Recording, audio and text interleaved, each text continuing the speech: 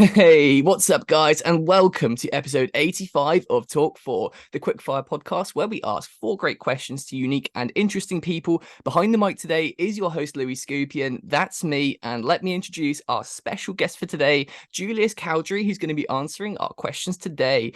Julius, welcome aboard the Talk4 podcast, man. Just please say hi to the fine people listening and give us a quick rundown of who you are and what you do, and then we'll shoot a few questions your way, man. Sure, Louis. Well, firstly, thanks for having me on. I'm Julius Cowdrey. I'm a founder. Recently set up a business called Safe Space Global. My profession, I guess, is mindset coach, but released a business that I'm sure we can talk about further. But all around self-development, helping people access high-level coaching. That's what I do. Very cool. Very cool, man. I've had a good look at the stuff you're up to. It's really impressive. And can I just say it's refreshing as well. I had a lot of American guests on recently, so it's good to have someone based in London on the show as well on this sticky hot summer's day in England right now. But so obviously really impressive career. Just very excited to dig into that. So obviously kind of the usual format, guys. Question one. Let's just have a bit of backstory then. So talk to us about getting into singing and your songwriting and how your career kind of progressed, and just backstory us up. Where'd you come from, man? Floor is yours. Yeah. I'm from the Garden of England, Kent, so south of London. And I grew up in a very sporting family. My dad, my grandfather, captain England cricket. And it was sort of this dynasty I grew up with. And even though I have a twin brother, and my mum is Swedish, so there's a mini sort of insight into sort of mum and dad. And mum was always the musician, dad was always the sportsman. And my twin brother, loved the sport, and I just had this passion for music, and that was always the thing I always wanted to do. And when you get to the end of school, and they ask you, hey, what do you want to do? And most people say, well, I want to go into the city and I want to work this job, or I want to study economics or business. All I wanted to do was perform. All I wanted to do was go straight to London. And I kind of went against the norm, really. But I wanted to. It was something that I just wanted to do something different, and I wanted to write music, and I wanted to tell a story. So I just got really into writing music, really into getting better at piano. Singing always came quite easily to me. I don't know why. I guess it's one of those things. I had an ear for it, and I remember my first song I ever wrote was an absolute shocker. But They it was always funny. are, right? I remember when I came to London, and I did study a vocal degree at a university in London, and I had I said, my friends were like, when are you going to do your first London gig? And I did my first gig, and it wasn't in London, it was in Epping in Essex. And I turned up, and I had a few love songs, or some me and piano, some heartbreak songs as well. I'd never been through heartbreak, but I was writing about it because I didn't know what else to write about. And there was a bachelor party came in, a stag do came, shouting, down it, down it, down it, while I'm singing my songs. And that was probably my first failure for sure, when I don't know, the only other people watching were my mum, my dad, my brother. And so yeah, I couldn't, the reason I couldn't really get anyone listening to my music. I tried to push it out there, and then I got a message from a friend of mine on the show, made it in Chelsea, who said, would you want to come on the show? I'm on the show. Do you want to come on? Her name's Liv. And I was like, I don't know if that's good for my music, because I don't know. I kind of want people to see this sort of like hard work, hard graft musician. I want to go through that sort of journey of having to go through the hard legs of trying to be an artist. But I spoke to more people in the industry who are really struggling and finding a way to just get people to hear your music. I ended up just saying yes and just going, you know what, maybe this is an opportunity. So I did the show. I released my song Seven Roads, which was my first release. And it went to number one on the singer-songwriter charts, which was pretty cool. I screenshotted it. It was only there for a day, but it was there. And it was on the iTunes singer-songwriter charts. And I had Ed Sheeran beneath me, and I had Gabrielle Aplin at 3 and Tom Adele at 4. I can't remember who was at 5. Probably someone amazing.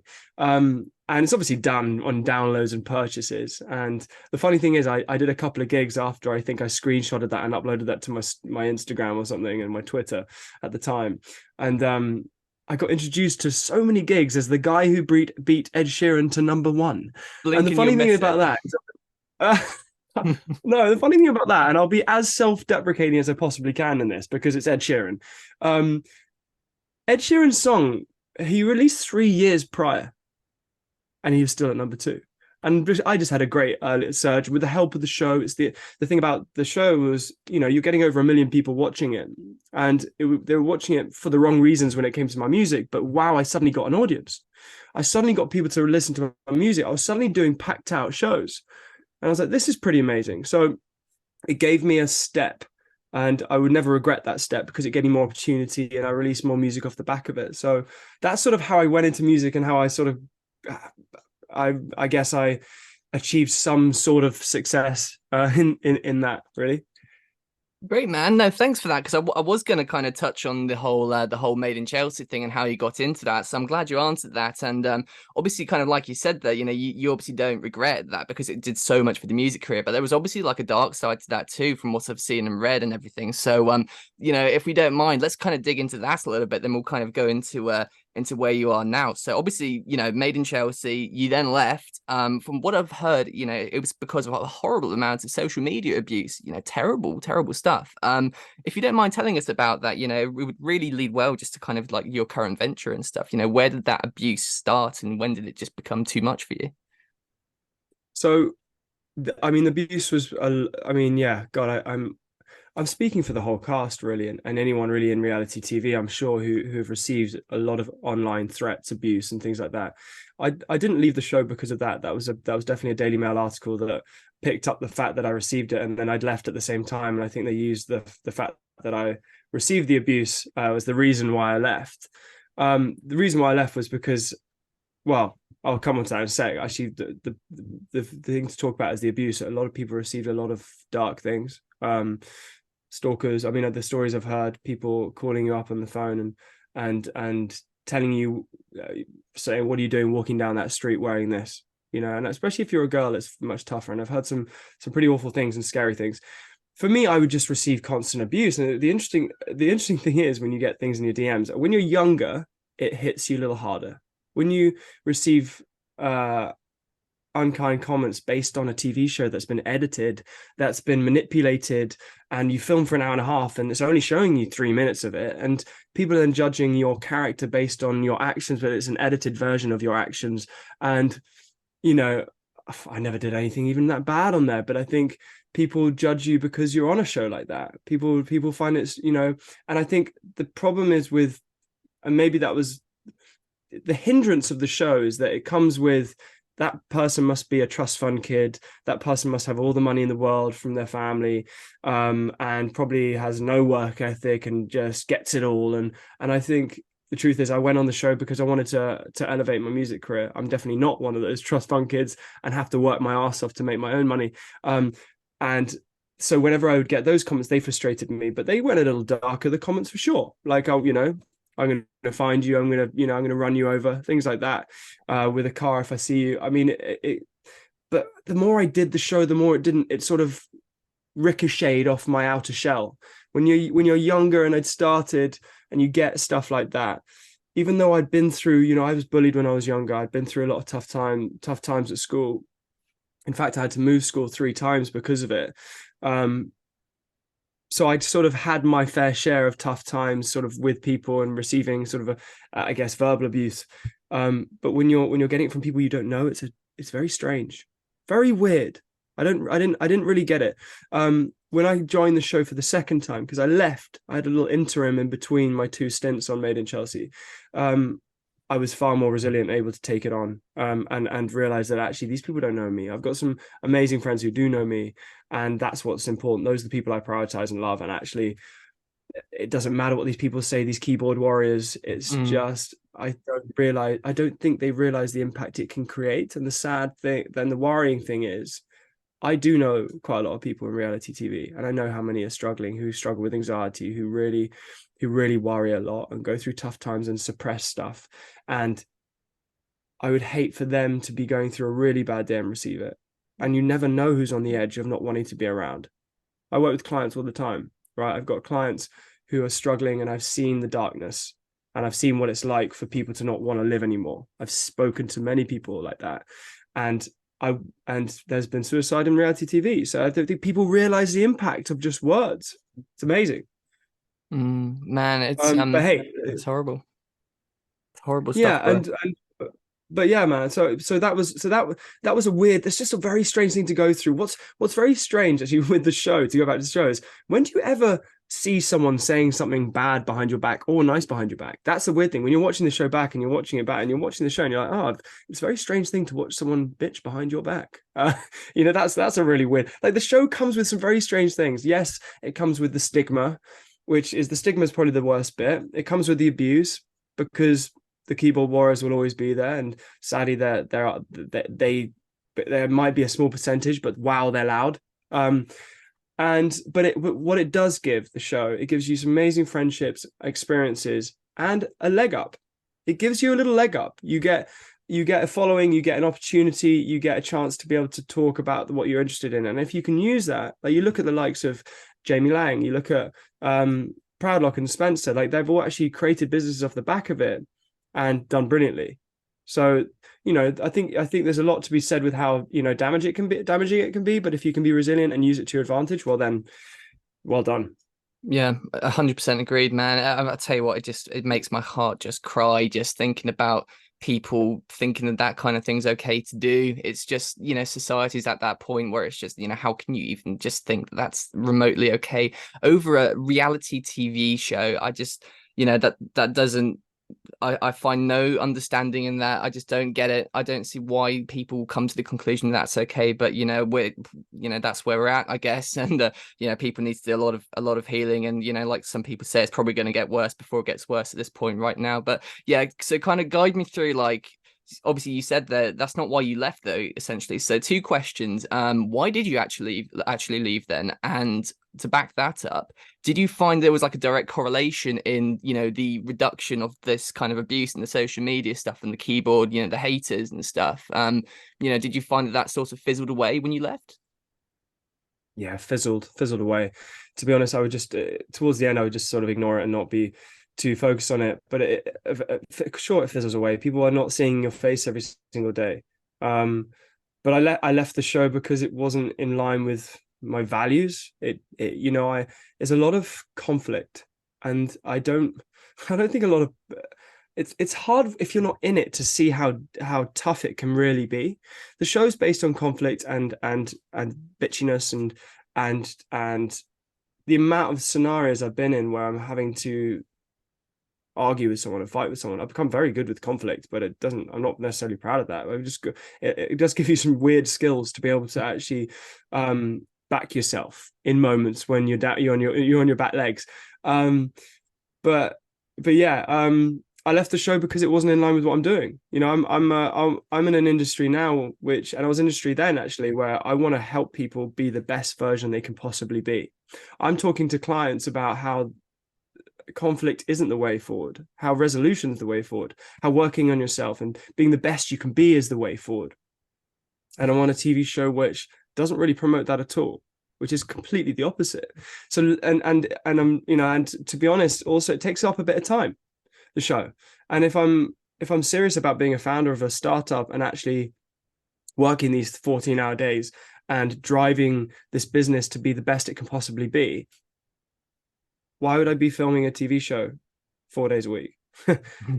So it became a no-brainer. But wow, I had a good time, and I look back on it with no regrets, really.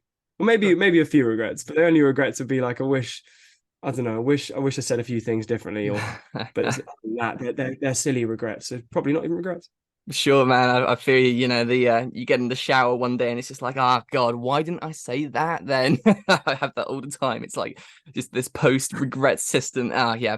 I'll tell you what, man, listening to kind of what you're doing with the whole life coaching thing stuff at the moment, what you said there, you've got some great morals. And I'm just wondering, is that, does that come all from you, or is that instilled in you by someone? Or, where does this kind of like really great mindset come from, do you think?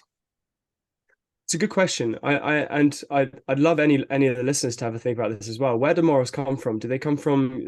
I would like to think morals come from your surroundings, and because I think we're all very impressionable and we're quite sponge-like in the energy we take in. I've got parents fortunate enough with brilliant morals. My mum especially. She is the warmest and most loving person I know, and she brought me up to respect women. She brought me up to believe in myself and have this sort of tenacity about life and drive and to achieve and believe in myself. It was always about that. And so I feel fortunate to have been loved from a young age, I think, but really loved and really believed in.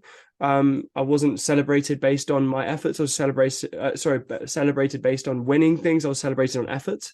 Well done for just doing it. And I think that's really key. I was listening to a podcast the other day actually on this, and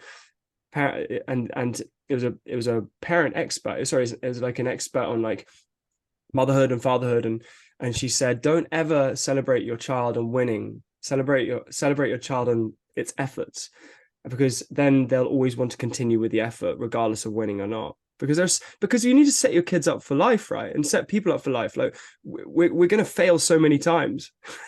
I mean, I've been through a series of different things in my 20s, things that I can look back and be like, that was probably a failure, probably didn't work out. I did my best. I probably didn't have the drive for it, but it probably wasn't in line with what I want to do. And now I found something that I really want to do. So then I shelve things that don't work for me. So morals definitely, I think it's the nurture, but then you have a choice whether you really want to follow it or kind of run from it, because I think a lot of people sort of discard them and take their own path. Yeah, which is admirable. But yeah, I think it's been instilled from me from a young age. that's nice, man. And yeah, I feel you there. Actually, something I heard the other day, yesterday, that I really liked the sound of was someone was talking about food, and it's like you become what you eat. And it's the same thing for what you hear, the surroundings, the people you're around, the energy you're in and stuff. And what's going into is becoming the temple that is you. And you want to build that temple with the strongest of foundations and stuff. But so looking at kind of like yeah, go on, man. Hit me with it. Yeah, everything's a diet. Mm. Everything is a diet. Every energy everything is a diet, right? So everything we experience in our day is going to impact our feelings, our thoughts. It's going to affect the way we feel about things. If we're surrounded by positive, uplifting people, that's going to affect the way we feel about things. If we're eating, of course, yeah, if we're eating good food, look at the way our body changes. And it's the exact same if you're surrounded by people who are drainers, people who are pessimists. Well, we're going to be the next pessimist. You want to surround yourself with people who are going to drive their life forwards and be the best they can be. God, that's going to impact your life more than anything. So that was my one tip to myself. I always remind myself of is that, not tip to others, because I'm not living anyone else's life. But if I had one tip for anyone, it would be surround yourself with people who lift you and make you feel like you're good enough, because you'll start to believe it, even if there's an element of doubt. Yeah, so true, man.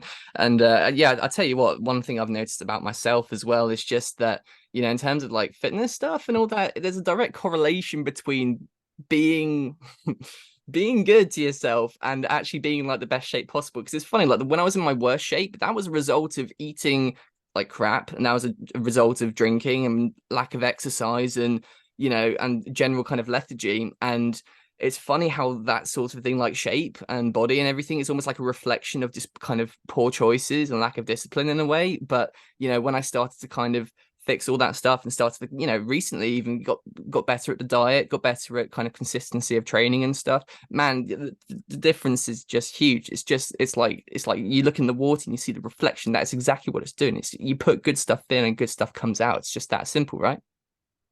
I wish it was spoken about more as well. Mm. Like all these little changes, they compound, don't they? All these little things that, I mean, how did you feel? How did you create? So this is one of the things I talk about with clients a lot. How did you find a more disciplined state? If you were eating bad food and drinking and not training enough, and then obviously the impact was probably, like you said, lethargy, not feeling very good in yourself. I'm sure maybe a bit of anxiety. I mean, I know that's how I felt when I haven't been eating very well. How did you get back to being an action taker for you? I think it was when I removed let me think about how to word that. It was when I made rules out of it. It was when I stopped making things about motivation and I started making things about routine. So it was when I said to myself, okay, I'm going to the gym every day. And that's not negotiable. That's not a question. That's not a case of how I'm feeling in the morning. That's not a case of how I'm feeling in the afternoon. It's not a case of my schedule. I'm going. When am I going? that's the thing. So I kind of removed the whole sort of debate out of stuff, and I started to just get in the gym every day. I was in the gym on Christmas Day. I was in the gym on New Year's Day. I loved it, and I felt great about doing it. And then I realized I could kind of copy and paste that into a few other things as well. And I think there's a huge amount of power to being able to say no. And I'm not there yet. I'd like to still get better at it. I've only just kind of gone onto a bit of a better diet path now.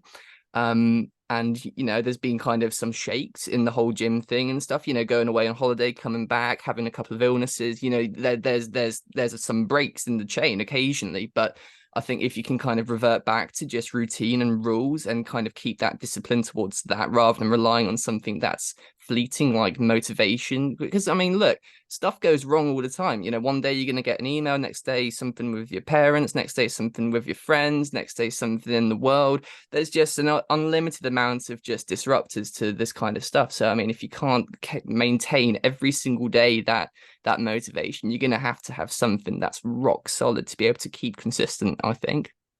I completely agree. Motivation is so fleeting. Mm-hmm. And then it becomes this thing that people go, oh, I don't feel motivated. Why don't I feel motivated?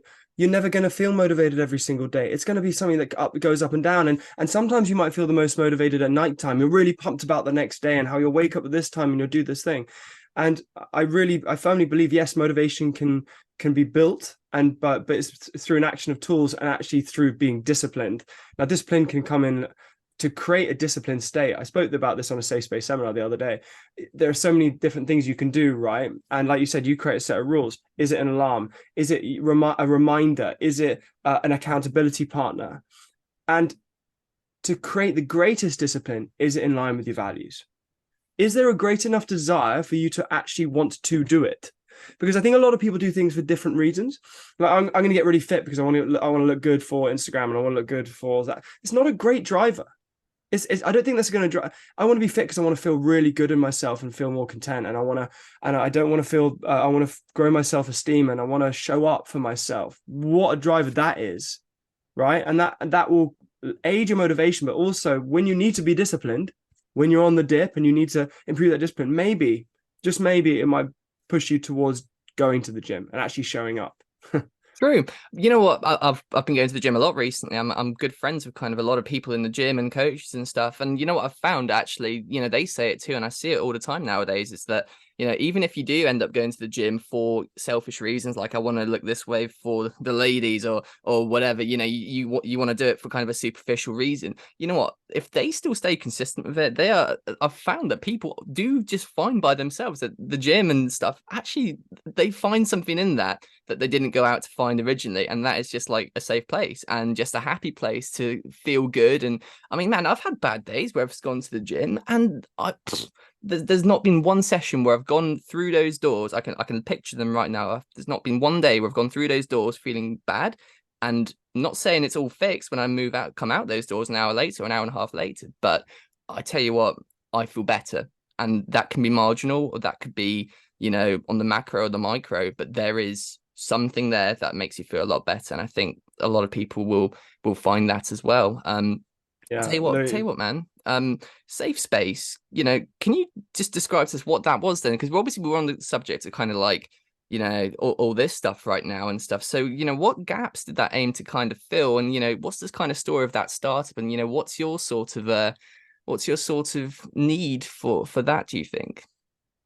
Okay, well, Safe Space is an all-in-one self-development platform. For all, we have a two-tiered sort of target towards individuals and businesses. But to talk about for individuals, we have the reason behind it. Let's start with the why, right? The why is it's a real privilege to work with coaches, great coaches, or therapists, or counselors. It costs a lot of money. The amount of times I get a phone call, and I set the business up with my twin brother Fabian. The amount of times we get phone calls and someone says, "I can't afford it. I'm so sorry," and I'm like, "It's okay."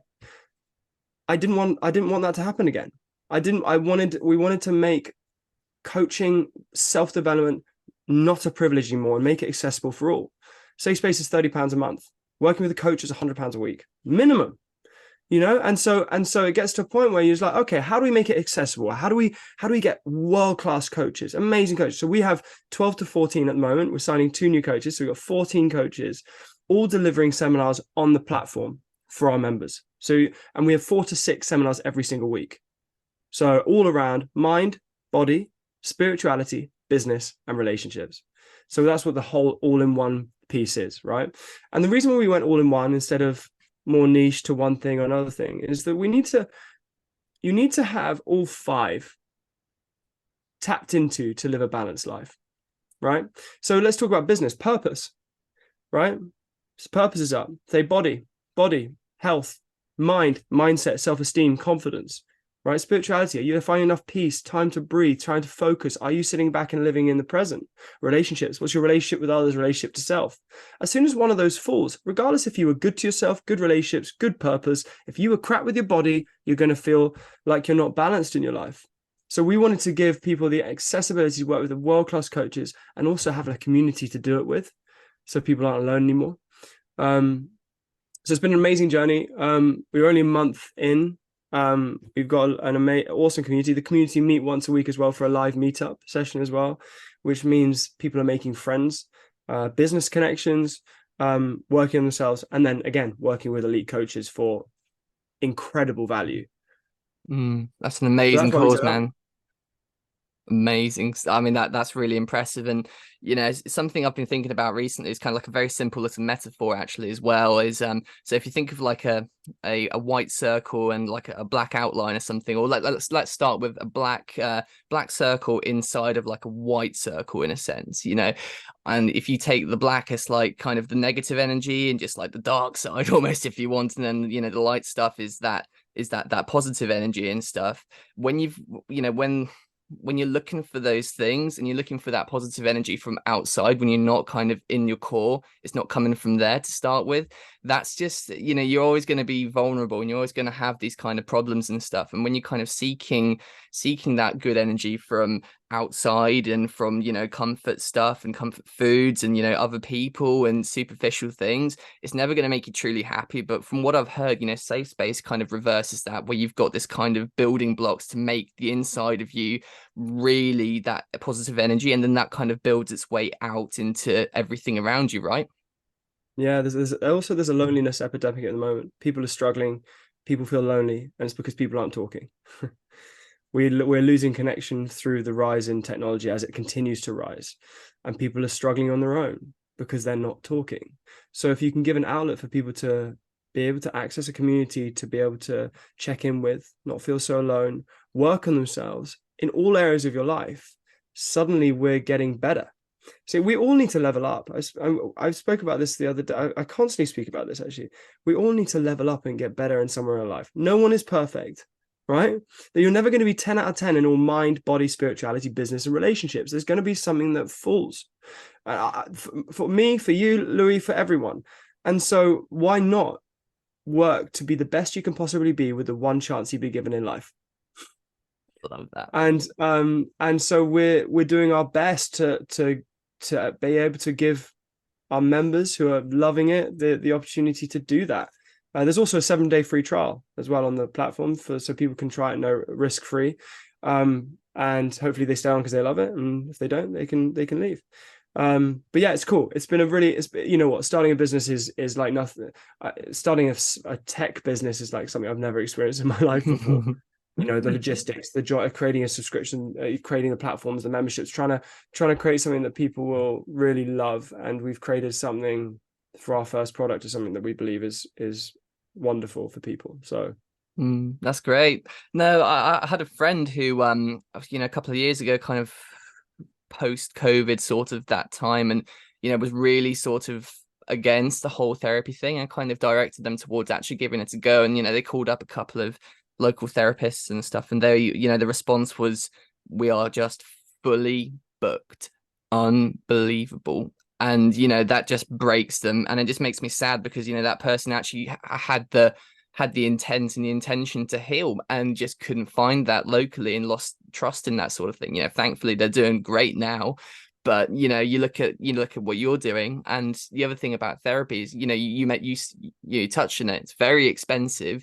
B, you have to book in with these people. It's not like they're going to be there for you 24/7. This is, you've got to find a slot in amongst a ton of other people. So, it's really good work you're doing, man. And I just love to see something like that that's just available all the time. And I hope more people get to experience it. It looks great. I appreciate your kind words, Louis. Like it's going to be a long grind and journey to try and get people to hear about it and to wave the safe space flag. But honestly, if like I said, it's risk free. Anyone who's listened to this, give it a go. Safespaceglobal.co.uk, and you can see if it benefits you. I've no doubt that it will, because there's tonight, just after this, I'm taking a session on core values. Tomorrow there's a breath work with one of our amazing breathwork session coaches. On Wednesday there's key tips to building unbeatable confidence in the workplace. So there's like loads of mix of different things you can tap into, but also the community aspect. We need a community helps you to thrive and be the best. We spoke about that earlier, didn't we? Yeah. The people around you. And on the platform yesterday, one of the ladies on there who's a member was struggling with something to do with her partner. She wrote it in, and she had 15 people straight away going, "It's okay. Do you want to talk about it? Do you want to jump on the phone? I'm here for you." And you're not alone. We shouldn't do it alone. We weren't built to do it alone. No animal is built to do it alone. And it's amazing how it's almost like it's still a taboo to talk about yourself and be vulnerable. And I think it's time that we all start talking more. Yeah, totally agree. And it's slightly deep, man, but you touched on it at the very beginning. You said you were bullied a bit when you were a bit younger and everything, and obviously then you had all that stuff with the social media hate.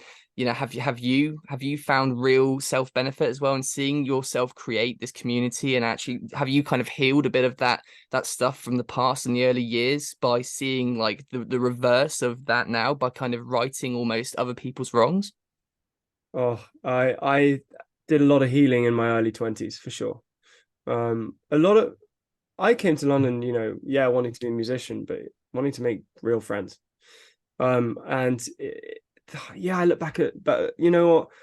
I don't look back at any of those moments that I was, bullied badly, and look back at them and actually with any regret or anger. Actually, I actually am glad I went through them. I built up a resilience to be able to tackle a lot of things and realize actually I'm okay. And when you're a kid and you're bullied, it can be pretty horrendous. It can feel like the end of the world sometimes. Yeah. But it built this sort of outer layer that can sort of, I feel like it can take on anything because of it. So I fortunately I've found a place for it, and the place that I've put those younger years where I didn't feel accepted or good enough or worthy, I've put that in a box that goes, you know what, I've grown from it. It's a lesson. I think everything is a lesson, right? If you can look at your darkest times as a lesson, and you can look at it as a learnings, wow, the perspective shift changes your whole state. But as soon as we go to victim in it, and I know, and if you're listening to this and you've been through real massive trauma, I can understand that. I work with a lot of clients who've been through really big trauma. But if you can find any lessons in the trauma, any lessons in the pain, any learnings and things you've gained from it, wow, it can change your life. Wow, it can radically shift your perspective, and actually you can let go of it more. And that's been the greatest thing for me. Yeah, man, my heart smiles for you, dude. You're doing great. You're thriving. It's great to see. So we're kind of talking about the present, but let's look to the future a bit. So for the last kind of question, what's the mission now? Where do you see Safe Space progressing to, and what is your kind of personal direction now for yourself, do you think? Good question. Well, I guess everything personal now is completely intertwined with Safe Space. It is my life, my soul. Like I said, I set it up with my twin brother Fabian. We are our mission is to make this to build Safe Space. We want to launch it around the world. It's very much a UK based, even though we have a few members in Australia and a couple of members in America, which is quite amazing. And in Scotland as well, we want to go to an app. We want to have our own app. So within a year and a bit, we hope to move to the App Store. And from then it can be in the fingertips for everyone. And just spread the word of Safe Space, giving people a chance to not be alone anymore. And that's the biggest thing. And wherever that takes us, we know that our mission is strong, and our mission is to help people. And so essentially, Yeah, I living in the moment, trying not to rush it. It's interesting when you set something up. What should the balance between patience and impatience be? It's like I want this now, but then also at the same time you gotta be like, wait, hold back, you're doing okay. And if you can find a really happy balance in between the two, like my brother Fabian, he's impatient, and I'm a bit more patient. And I think I pull him back a bit, and he pulls me, and we kind of sit Yeah. in the middle where we just because I think if as long as you can still be grateful and like okay with how it's going, but also be like it's still not good enough. I think that will drive you into a right place and Yeah. not going. Yeah, I think the balance is between trust the process and put some rocket boosters underneath this project as well. So yeah, it looks like you're kind of finding that balance pretty well on the two brothers kind of thing. That's just the yin and yang of the finding balance in your growth by the sounds of it. So you've done well there, dude. So Thanks, obviously man. that's the questions done. But the last thing, I just wanted to ask it for myself. I saw you did a 24-hour cycle. Just in your words, how savage was that? So on the savage scale, Yeah, that's um, it was pretty savage. I thought it would be mentally harder. really. Um, weirdly, I I don't know. It was. Do you know what? We had people around us a lot. Wow, the pain in the bum, and I did my hamstring a bit. The thing is, we did it for a men's mental health charity. And called James's Place, which is suicide and men prevention. And we had this big sign in front of us that showed the stats, and it was their slogan for their charity. And we had people around us a lot, but in the middle of the night that was tough. Middle of the night when all I wanted to do was get off that bike and it hurt so much, I would just look at that sign and be like, no pain I'm going through right now will be as bad as someone who's trying to commit suicide. And so we kept on reminding ourselves of that. We kept ourselves, we kept people kept on coming in. We had a friend come in at 4 a.m. and 5, some really solid friends actually. But it was the mission behind it. Comes back to it, Louis, doesn't it? It's like if your mission's great enough, you'll find discipline to do it. And so, knowing that it was going to end, the funny, yeah, it was savage scale 7-8 for sure. Having a clock, I maybe wouldn't do it again because we had a countdown timer, and when you get to like you've done 8 hours and you still got 16 hours to go. So true. That was just the most that was brutal. That was psychological. That I definitely wouldn't do it again because it really fucked my sleep patterns up. Oh my god, I was just exhausted for a while. I think it's very, very deadly for you to try and stay awake for 24 hours. Mm. But thanks for asking. It was a cool experience. I want to do something a bit more. I want to do something as extreme, but maybe not where I have to stay awake for 24 hours. Yeah, I feel you, man. So sleep schedule A and B problem also, but has still not resumed normal shape kind of thing. The butt is still healing months later. We had so much padding. We had a padding for the seat. We had a padding in the actual shorts we were wearing, but still, it was more comfortable to climb and just be out of the saddle because of that pain. I love But it. thanks for asking. It was a cool experience. No worries. No, I can imagine there's that gray area between where you're kind of like you're just before halfway or like an hour or two before halfway, and it's really sucking. So it's like we're not even halfway there yet, and it's just this bad. So I can imagine that's like where it's just oh no kind of thing. Yeah, it helped having someone to do it with. Mm, I did it with Fabian. But it's a cool feeling getting through something like that because it proves to you that you've got this like it's just tapping into the resilience thing. It's like every yeah. time Louis you went to the sign go to the gym, it's like you're in your head, you're like, I'm showing up, I'm showing up, I'm showing up. And then when you go through the gym represents a lot, doesn't it? It represents pain you have to go through Yeah. and effort. When you go through something really tough, it makes you so proud of yourself. You're like, oh my God, I'm actually capable. I can do hard things. And so, like you said, there's byproduct of the things of the fact that you went to the gym, you took that into the other parts of your life. It makes you start realizing I can do more than I thought I was because we all have this like weird, this natural sort of ceiling to our limitations. But how many of us should probably just blow that ceiling up a little bit more? Yeah. So Um, true. so yeah, I for sure, if anyone could do anything that's really tough and prove to themselves they can do it, book that marathon. You know, do that thing that's really tough because you'll learn so much about yourself. Damn right. Yeah. Climb that mountain, get it done.